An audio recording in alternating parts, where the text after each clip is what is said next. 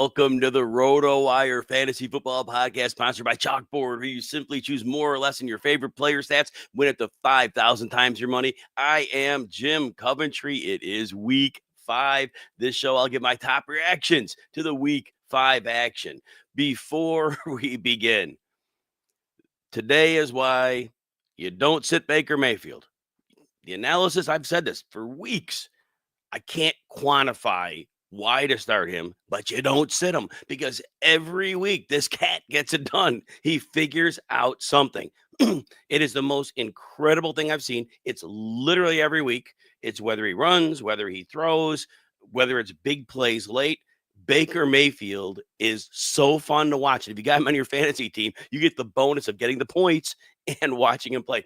And start, sit, stream every Sunday, 2 hours before the main slate kicks off. People ask about Jamar Chase. You can't sit Jamar Chase, I said. He can make something out of nothing at any time. And today I recommended him strongly. Go Arizona. They got some cornerback issues. And there you know, not much for a half.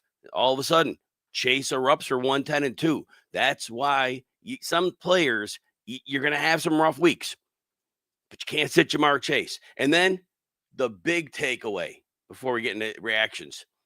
Never bet on the Arizona Cardinals. I learned my lesson. Like week 2, they were playing Carolina. I took them like -5.5, up 27-3, middle of the third quarter. Like, yes, got this one covered. Nope.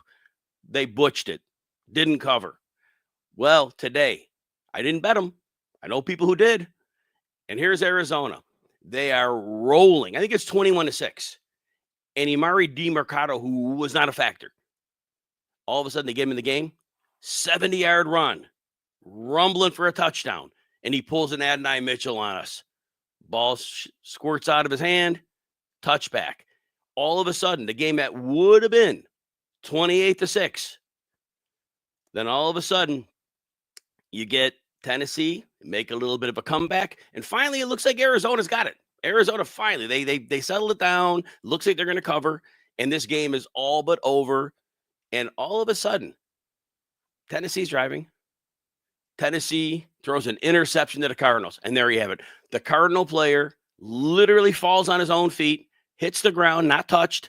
Ball squirts out, kicked around, falls in the end zone. Tyler Lockett makes probably his only fantasy play of the season. Falls on it for a touchdown, and all of a sudden, the Arizona Cardinals, who are exponentially better, don't cover. They win the game. So that's my fun lesson. Didn't hurt me, but it's a fun story for sure. All right, let's get to instant reaction number 1. Finally, well, the Eagles pass up a chance to go 5-0. The Broncos pull off the well-deserved victory, 21-17. Broncos move to 3-2, puts them in really good shape in the AFC. The Eagles fall to 4-1. In the reality of things, so what for them? But we were talking about this with this Philly team. And again, the start sit show, we talk about a lot of this stuff. And I said, my problem was this. I said, I didn't know what the Eagles were going to do because we've been heard the crowing all week. A.J. Brown wants the ball more. Devontae Smith apparently behind the scenes is squeaking a little bit too. They're upset, rightfully so. But I'm thinking to myself, all right, they're playing one of the better pass defenses. Good secondary in Denver. Very good secondary in Denver. Good pass rush. Not the greatest run defense. So I'm thinking, all right, I know the squeaky wheel thing works, but maybe they're 4-0 coming in, the Eagles. So maybe they come in and let's set up the run and then throw a little of that. Nope. Kevin Patullo totally bends the knee to the receivers. This is a game the Eagles were winning 17-3, I believe. And it was 7. They were up by 7 late. They throw 38 passes. Saquon Barkley rushes the ball 6 times. A.J. Dillon got 2 carries. Gee, thanks. Will Shipley got 1 carry. Hurts only ran 2 times for 3 yards. So you want to put all those runs together. 38-11. 3.5 pass attempts per run. Well, guess what?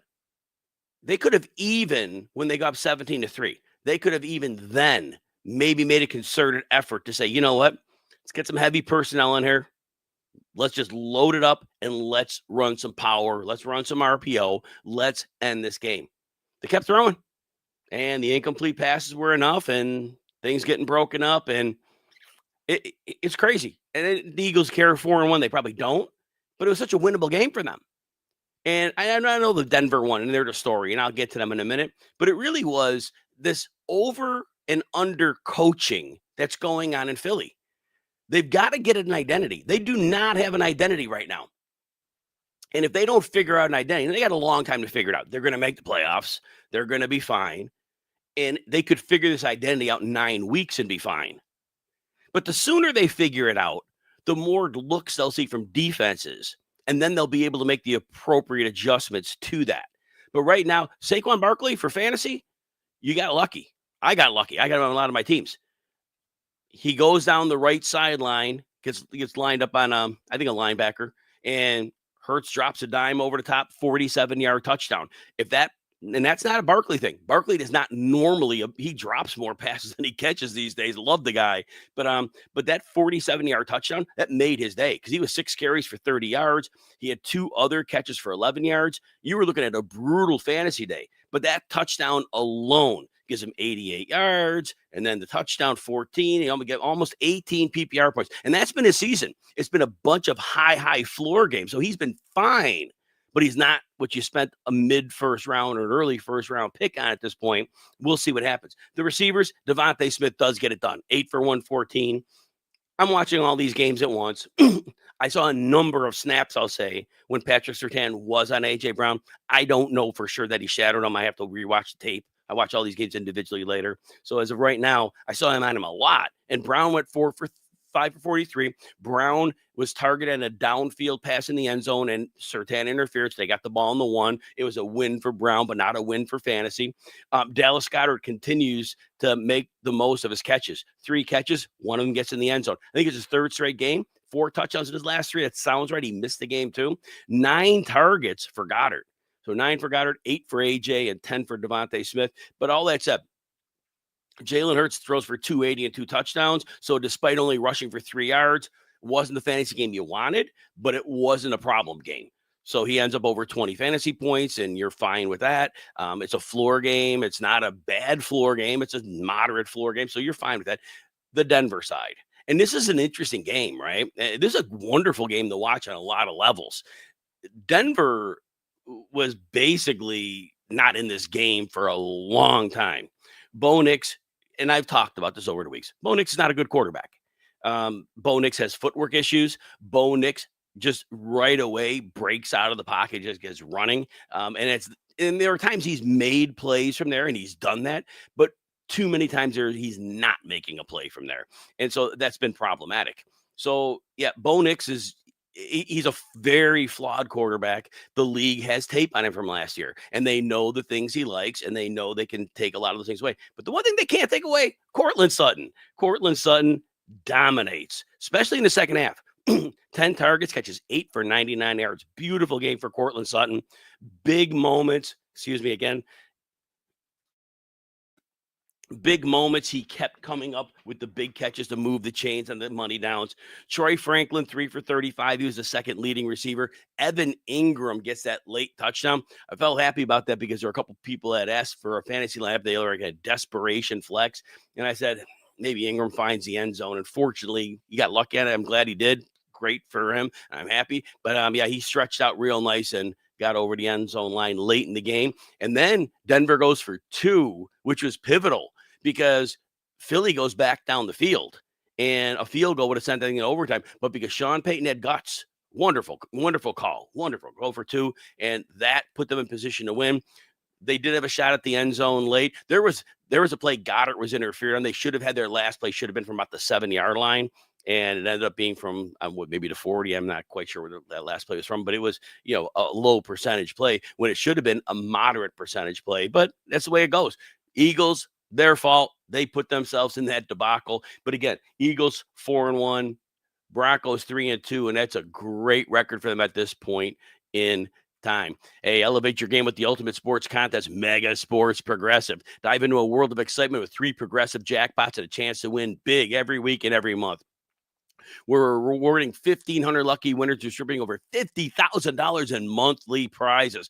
All you do is answer 15 daily sports props, add up your correct responses for the week's cash prizes, tally the week's totals for huge monthly cash rewards. Mega Sports Pro makes it fun and easy to join. This is a thrilling opportunity to be part of our growing community of sports enthusiasts. You sign up today, unlock a chance to win big every day, every week, and every month. Sign up is free, no commitments, no credit cards. Your first 9 days of play are free. Visit megasportspro.com today. Instant reaction number 2. Yes, Dak Prescott remains on fire. Love Dak Prescott. We were heavily in on him this offseason. I know that game against Philly, the opener, they had that weather delay and his numbers weren't good, but that was some CD Lamb drops. Dak was great in that game until the weather delay. That was it. So, but hey, Cowboys 37, Jets 22. If you're a Jets backer, you're happy about garbage time. You got some fantasy points you weren't going to get. The Cowboys moved to 2-2-1. All that said, CD Lamb missing 2 games, 4 starting offensive linemen out for Dallas. 4. And they're 2-2-1. They must be thrilled with that record right now. Everybody must be 5-0. 2-2-1. Got to be happy with that. The Jets 0-5. Don't know what to say with that. Boy, I remember I was on a show after week 1, and I remember, I won't name the person, but said, oh, man, Tanner Engstrom going to be the coach of the year. And I said, not so fast. I like Justin Fields. Got him in fantasy. But it was like, yeah, can't crown him for 1 week. And we've kind of seen the reality there. Before we get into that, it looks like Scott won some money today. 13-7 because of David Montgomery and Amon-Ra St. Brown and the Lions. Yeah, we were talking about that as a big spot. And it was weird. Laporta was a player. I mean, I'm always out at him. I was in on him heavy today. Goody at St. Brown, told you Monty. Now, Monty got it done in a weird way. You didn't see a passing touchdown, rushing touchdown. We knew he'd get that. The yardage wasn't heavy, but excellent. We're very happy on your 13-75 win on that, Scott. Dallas game. So as we said, Dak Prescott. Now, he only has to throw 29 times because Dallas is throttling the Jets. But Dak throws 4 touchdown passes and runs for 28 yards. Wonderful game for Dak. He, again, 4. I'm going to repeat this all day long. 4 of the best starting offensive linemen out. And Prescott, now I know the Jets aren't a good defense, but it doesn't matter. He gets it done. Ryan Flanoy, if you start him in fantasy, you called it. Didn't see it coming. Leads the team, ties with Ferguson with 9 targets, 6 for $114. Now, Coventry Turpin was out, so it helped Flanoy move to the front of the line, I think. But I'll say this. If CD Lamb misses another game, and Turpin, who knows, if you're desperate next week, I can't tell you if Flanoy's going to get 6 for $114, but the way Dak's firing the ball, you could get to the waiver wire and make, maybe Lamb's out 1 or 2 more weeks. You could make a consideration. I'm not sure when Dallas's bye is, top of my head, but as long as that's not like right now, Flanoy might be somebody you look at in a deep league or if you need a little help here. But George Pickens, only 4 targets, but he catches a 43-yard touchdown. So again, this was like, he's been great. I mean, this is a floor game for him. This is, so was I said, about 13.7 PPR points. Week 1 was the floor game. But other than that, the last 4, this is his worst game other than the 17.8 pairing he had both in week 2 and 3. So he's been fine. Pickens has been great. Ferguson, though, that's the one. By far the tight end one, right? 7 for 49 and 2 touchdowns, 9 targets. I know when Lamb gets back, those numbers will go down some. But again, if you were a Fergie investor, you could not be happier. Catch and run was untouched. 30-ish yards. I'll tell you exactly, it was 26 yards. So great day for him. Javonte Williams, a 66-yard run, got tackled on the 1. But he scores a touchdown later. So 135 yards on 16 carries. Again, 4 offensive linemen. I'll stop. But that was massive. So great day for Javonte Williams again. And I was a little concerned, and Williams scored a receiving touchdown too. So he got, a massive day. And I ranked him in I think it was top 10 running backs. Worst case it was 12, but I think it was running back 10. And I'm saying to myself, I got to put him there. How do I not put him there? He gets it done every week. And right now, until further notice, him, and then Travis Etienne after that, those are the two of the running back steals that have been money every week. That's been crazy. Every week they've been money. So, yeah, Cowboys, great. Now, the Jets, look, it was terrible. Brees Hall looked good.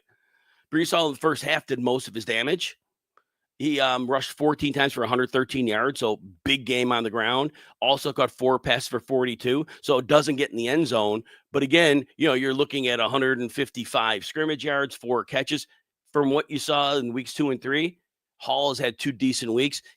I think he's back to that point. It's an easy matchup, Dallas, but I think he's at that point now where if you were not thinking you could start him as a second running back, I think you could start him as a second running back. Now, the volume's going to be there. Receptions are going to be there. The receivers weren't doing a lot until late in the game. And then we saw it. We saw Mason Taylor gets 12 targets, 9 for 67. So another strong game for him. Garrett Wilson comes through with another beautiful touchdown late, 6 for 71 and a touchdown on 10 targets. So again, very strong. Garbage time, we take it. It all counts for fantasy. But if you've invested in Wilson, look, every week he's gotten it done. And for reliability, think how unreliable the receivers have been this year. I have him like as a top 5 receiver because of that weekly reliability. I don't care how you get it done. It's just that he does. Mason Taylor right now, 2 weeks in a row, I think you've got to consider putting him on your roster if you have spot for a tight end and you don't have somebody who's working. It's 2 good weeks in a row. And we projected going into the season, we thought he'd be heavily utilized. It took him a little bit, but it looks like he's settled in. Obviously, Brees Hall is like the second option, but realistically, Mason Taylor is right now. So definitely great move there with Mason Taylor. We love that. The NFL is back. Don't just sit on the couch. Lock in your seat this season with the Vivid Seats app, where you'll score the lowest price tickets guaranteed. That's right. Vivid Seats is introducing their new lowest price guarantee, so you know you're getting the best deal all season long. Seriously, try to find a cheaper ticket. Good luck with that, right? Every rushing yard, red zone pass, and jaw-dropping play of your favorite team live and in person. And here's the kicker. When you buy with the Vivid Seats app, you rack up rewards and free credits. That's your personal home field advantage. And if that wasn't enough, Vivid Seats is offering you $20 off your first $200 ticket purchase with the code RotoWire. That's code RotoWire, RotoWire. So suit up this NFL season and download the Vivid Seats app to get the best deal in the game with the best prices. Terms do apply. All right, instant reaction number 3. Rico Dowdle is the star of week 5. Panthers 27, they go to 2 and 3. Dolphins 24, so a 3-point game. Dolphins fall to 1 and 4. Very interesting game. We talked about Rico Dowdle before the game. Said it real simply. Last year, Rico Dowdle and Chuba Hubbard put up not identical, but very close to each other's stats. And I saw no reason to think Chuba Hubbard's out. Rico Dowdle steps in, and I call Miami's defense pillow soft. I've been calling it all year long, and didn't predict that Rico Dowdle would rush 23 times for 206 yards and a touchdown and 3 catches for 28. But I said certainly he was a starting running back this week, and I know you all thought that because volume's king in fantasy football, and there was no way Rico Dowdle was not getting volume here. Trevor Etienne did get 4 carries later in that game, but it was the Rico Dowdle show, breaking off a number of big runs. Now, understand, and if you're in a shallow league, obviously, I mean, most people drafted Rico Dowdle in the competitive leagues. But if you're in a league that's not as competitive, Rico Dowdle may have been on the waiver wire, right? But in like my league, he was drafted in like the 10th, 11th round, maybe the 12th round. But he was definitely drafted because, these running backs are valuable when they get him. But Dowdle is as expected. And remember, this Carolina team is down their center and their right guard. They're down to a 3rd-string right guard. But again, Dowdle can play football. And as long as Hubbard's out, you're not getting 206 yards. You know that. But you are getting a strong 3-down back who had proved last year in the last 7 games. He's going off every week for Dallas last year. So, yeah, Rico Dowdle is the player. You don't even think about it. Even if the matchup's tough, he'll get volume. Carolina is overall, even with the 2 down linemen, they're good at running the ball, and you keep rolling there. Ted McMillan, I mean, what do I say? I liked him in this one, 73 yards. I think it was his 2nd biggest yardage game. He had that 100-yard game. But it's the 6 for 106 game. I think that was his ceiling. And so this falls in that range. And it's Bryce Young. It's not Ted McMillan. Ted McMillan's a star. But Bryce Young, again, 198 yards. And they ran for 206, so I give them that. Another weird game, but I think all the games at Miami are weird. But McMillan, 8 targets. Nobody else had more than 4. Dowdle had 4 targets, and then Leggett had 3, scored a touchdown, but you probably weren't starting him because he hasn't really done much all year. I don't think you can count on a repeat there. Some people like Jimmy Horn, 2 for 21. He rushed twice for 10, but again, not really a fantasy factor there. But again, McMillan's your floor play, and really not much more than a floor play. He doesn't have a 20-point game. I don't think he has a 17-point PPR game to his record, if my memory serves me correctly. So that's what we're looking at. But he's a strong floor play. And if they go to Andy Dalton, if at any point, and that 2-3 record that really bails out Bryce Young, and I was stunned after the game. Like, I don't know if it was the Red Zone. They were showing an interview with Bryce Young. Why are they interviewing Bryce Young? Rico Dowdle should have been on the podium. That's the one we want to interview. Why are we interviewing Bryce Young, who, would have given the game away if he could have, but Rico Dowdle made sure it didn't happen. But all right, all that said, Young loses a fumble, throws another pick. Soft player, but is what it is. But again, we get Andy Dalton in there. If you get any whisper that Dalton might take over at some point and somebody else rosters McMillan, go after McMillan. Because McMillan's a player you'd want to buy at that point, because Dalton will put him immediately into that 20-point a week range easily. And he's Andy Dalton. That means he's not Bryce Young. The Miami side, look, I mean, Jalen Waddle did get the bump. So that was great. He got the 9 targets, caught the long 46-yard touchdown. 2 under through that. Fortunately, they were playing one safety high, so there was no safety over the top. So Waddle got far enough behind the defender that the ball was underthrown. Waddle was able to reach back and then get it into the end zone. And 2, as they're pumping his fist, great. Yeah, your team scored a touchdown. Well, fortunately, Jalen Waddle bailed you out there. But anyway, I'm salty about that, but it is what it is. Darren Waller. So all of his 5 for 78 and 1 touchdown came in the first half. I saw him on the field some in the second half, but I imagine his snaps must have been limited. I got to rewatch the film again. I'm watching all these games at once during the early window, but I noticed Waller didn't have a target in the second half, and that was after a huge first half. So, but if you started him, it worked out beautifully because, again, 5 for 78 and a touchdown, you take that all day long. Devon Achane completely slowed down on the ground, 10 for 16. But again, like Baker Mayfield, finds a way to get it done every single game. So that was a great thing. But Achane, 6 for 30 through the air and a touchdown. So that was great for him. Otherwise, Tua did throw 3 touchdowns. If you did start him, then you were, in decent shot there. So, all right, let's go forward here. All right. Next, we are going to go over more week 1 reactions after we take a short break. All right, we are going to instant reaction number 4.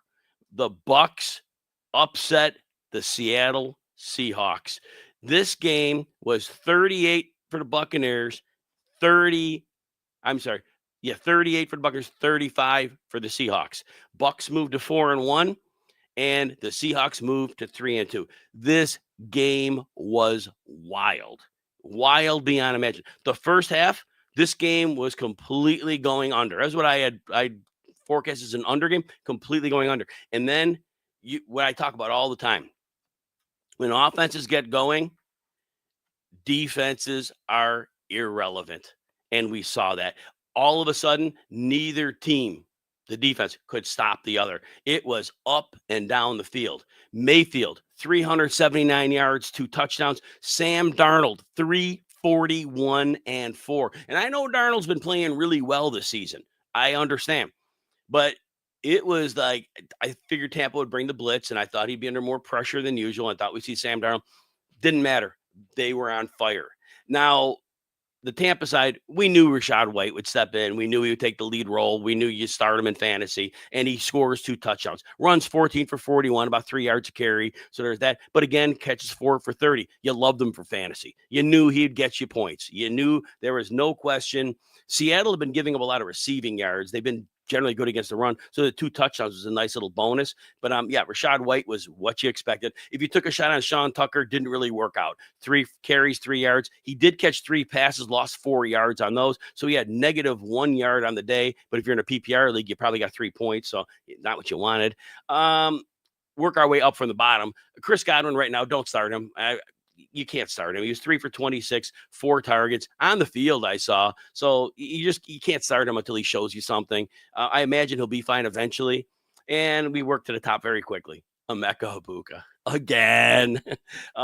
Big play, 57-yard catch. Wow. 7 for 163. Baker Mayfield has a great connection since week 1 with the young man. No Mike Evans, no problem. They just continue to roll. And at this point, look, Evans will be back fairly soon. Godwin will probably be back to full health. It doesn't matter. Emeka Egbuka already has carved this out. There's probably the worst case scenario is the passing game goes bonkers and all 3 of them eat. That's the worst case scenario. But Egbuka, at this point, not going anywhere. He is not going anywhere. He is going to continue to be a major factor. If you drafted him where you did, congratulations. You hit the jackpot. K. Dotton, you probably didn't start him. He's having a rough year, 4 for 81 on 5 targets, 27-yard catch. Remember down the right sideline, he had to catch and run. Did a real nice job on that. Yeah, but outside of that, that was it. It was the Rachaad White show. It was the Baker Mayfield show and the Emeka Egbuka show. And then the Seattle side. What I will say is this. Sam Darnold was great until he was Sam Darnold. Seattle is trying to drive for a game-winning field goal, and Bucs send pressure. Darnold throws his pass. It hits like the offensive or defensive lineman's helmet, but it didn't really change the ball much. I saw where it was going. It was going to the defender. The trajectory didn't change much. And so anyway, it was an interception. And there's the game. 3 plays later or so later, Buccaneers kick a field goal because Darnold turned it over right around field goal range. And there it was. Tampa Bay kicks a field goal. Thank you, Sam Darnold. You had a beautiful game, but you also handed your team the loss. Ken Walker and Zach Charbonnet, they're both good. Walker, when he gets to the outside, is phenomenal. 10 carries, 86 yards. He caught 1 pass for no yards. So if you're playing a PPR, you get 9.6 points. You get an 86-yard rushing game, but nothing else. Charbonnet gets a short touchdown, so he goes 9 for 36 and a touchdown, and Charbonnet catches 1 for 12. So again, carries are even 10-9. Receptions are even 1-1. It's a split, full split, but Charbonnet gets more love. And I know Walker, the 2 touchdown game. I don't know if there's a game that Charbonnet missed, but Charbonnet gets more goal line work. Walker gets more yards, and they're both are right around 10 to 14 PPR point guys per game. That's what you're looking at. So that puts him on the running back 2 range, I guess. Receiver wise, AJ Barner, tight end. Look, he scored in the last game, caught all 7 targets for 53-2. He really is an emerging player. He's used well in this offense. And at this point, if he's still in your waiver wire, you need a tight end. You should take a swing. You definitely should take a swing that way. Horton scored another touchdown. Targets are low. So when games he doesn't score, he's not going to do anything for you. If you have him in a best ball league, you're happy with it. But he's nowhere near being weekly startable because, he's gotten some touchdowns. But eventually, Sam Darnold's going to be more of Sam Darnold. It's not going to happen all year. That's not going to happen. Last year it happened for a while in a great system. But eventually, teams are going to figure out with Seattle. You overplay the outsides on the run game. You funnel it inside, and then Kenneth Walker's done because you can't run inside, and Charbonnet's not going to crush you. So eventually, film will get out. They'll figure that out, and then Darnold will have more negative down and distance. So enjoy it while it lasts, and it might last another 3, 4, 5 weeks, but eventually it'll catch up. Smith-Njigba, Superman. He's, again, one of those top 3 receivers. He's one of those few guys this year. He's, like I said, it's a small number. They got a great floor, and they got a great ceiling every week. And very, very fortunate that you got that rolling your way. But but it's been fun for fantasy. Tampa Bay and Seattle have been what we love. Hey, cash in on your NFL picks this season with Chalkboard. Simply choose more or less in your favorite player stats. Win up to 5,000 times your money. For a limited time only, new players get $20 free with no deposit required. Yes, you heard that right. $20 free just on sign up. See why over 1 million fans have already locked it in with Chalkboard to turn their sports knowledge into cold, hard cash. Whether you're locking in the perfect slip with alternate lines, using the cash out feature to take your money and run, or hammering the daily promos, today's your chance to win up to $40,000 on a single entry. Stop sitting on the sidelines and get into the game with Chalkboard Fantasy Sports, now available in 30+ states. Download Chalkboard today and use the promo code ROTONFL. That's ROTONFL to get $20 free with no deposit required. Instant reaction number 5. The Commanders make a statement against the Los Angeles Chargers, 27-10. Chargers had the lead early, and then it was all Commanders. This game was the coming out party for Jacory Krosky-Merritt. I've thrown shade on him. She was sharing work with Chris Rodriguez, not as much with Jerry McNichols. Well, I heard a little bit of rumbling that they were going to commit to him. They did. 14 carries, 111 yards, and 2 touchdowns, and then 2 catches for 39 yards. Didn't think he'd be involved there. It was a great performance. So those who invested in Krosky-Merritt, 20-something% of your regular season, he wasn't a big factor, but he's a big factor now. And he clearly has that job. So you're excited.